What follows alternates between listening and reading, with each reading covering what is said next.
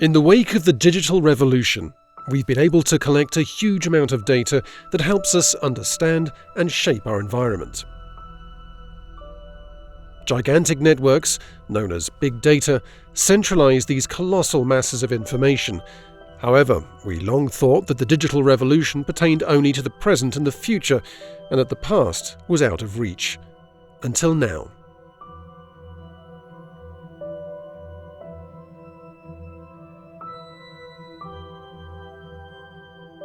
Si vous regardez l'information disponible, vous la comparez avec l'information du passé, vous avez quelque chose qui ressemble peut-être à un champignon. En haut, c'est Big Data du présent. Et puis, plus vous descendez vers le passé, vers le bas, moins d'informations. Il est extrêmement important de rendre l'information du passé aussi facilement accessible que l'information du présent. Wishing to propel history into the big data era, a joint team from the Swiss Federal Institute of Technology in Lausanne and the Ca' Foscari University of Venice launched an ambitious and unique project, the Venice Time Machine.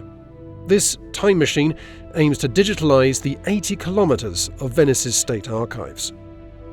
The Venetian state, before its fall in 1797, was one of the best administrated states in the whole of Europe, in the whole of the Ancien Régime. Les Vénitiens étaient un peu les Google du Moyen-Âge. Ils ont inventé avant tout le monde l'idée de la traçabilité. Tracer les bateaux qui rentrent, les bateaux qui sortent, tracer les personnes dans le temps et l'espace, tracer les flux monétaires. Et donc cette machinerie archivistique qu'ils ont construite et qu'ils ont maintenue active pendant presque 1000 ans est une source infinie pour reconstruire le monde qu'ils avaient eux-mêmes enregistré. So we have this immense database, but it needs to be exploited, it needs to be made operational. With the Venice Time Machine, history could soon benefit from cutting-edge engineering that would model it in 4 dimensions, embody it, and connect it to the greater information infrastructure. The implications of this new approach could well be dizzying, as such a machine would allow us to travel through extraordinarily dense and rich simulations.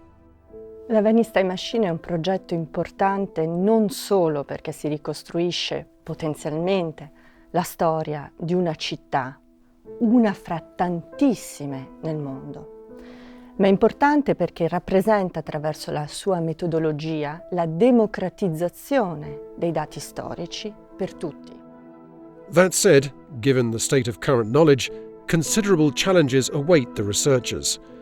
An actual time machine is still a dream, and the path to its realization is long, costly, and complex. Pour expliquer l'anatomie de la Venice Time Machine, nous pouvons la découper en plusieurs étapes. La première étape, c'est la numérisation des documents eux-mêmes, donc transformer des objets physiques en images. La seconde étape, c'est transformer ces images en un réseau d'informations. Pour ceci, il faut les lire, les découper, trouver où se situe l'information dans les cartes, dans les tableaux, dans les documents, et construire petit à petit un très grand graphe.